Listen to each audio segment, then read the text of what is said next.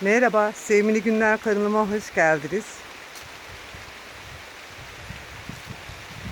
Çok fena yağmur başladı.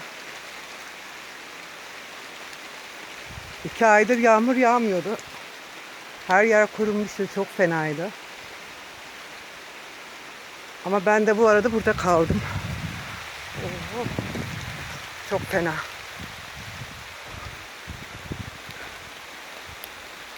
Çok güzel iri yağıyor. Yağmurda kaldım.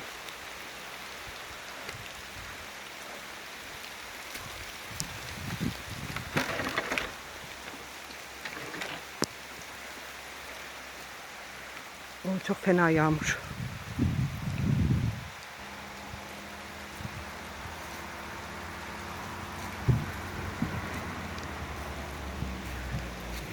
Otlar kurumuştu, her şey kurumuştu. Şükürler olsun.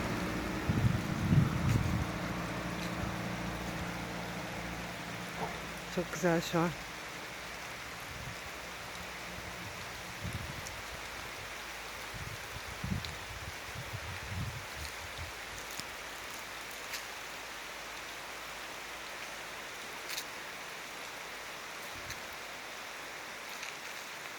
Ben de bahçemizi sulayacaktım. Sular da yok, az geliyor. Ama Allah yardım etti.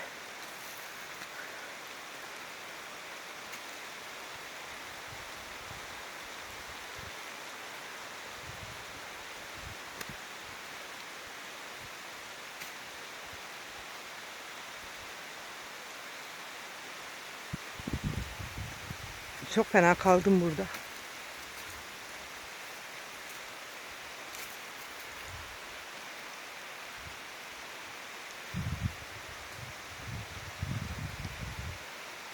Çok iri yağmur.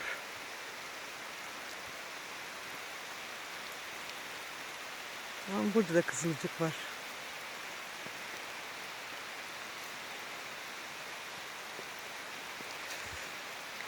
Maşallah ne güzel de yağıyor. Ay hasret gittik yağmura 2 aydır. Bismillah.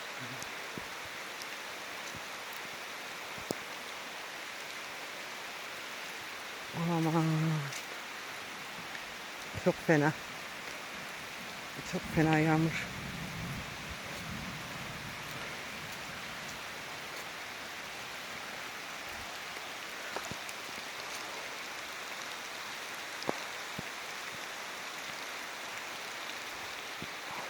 Ben gidemeyeceğim. Biraz bekleyeyim şurada ben. Yağmur azalsın. Öyle gideyim. Bereket yağıyor. Otlara can gelsin, ağaçlara can gelsin.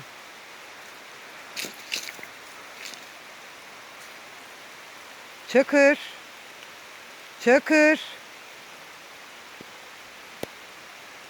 Çakır.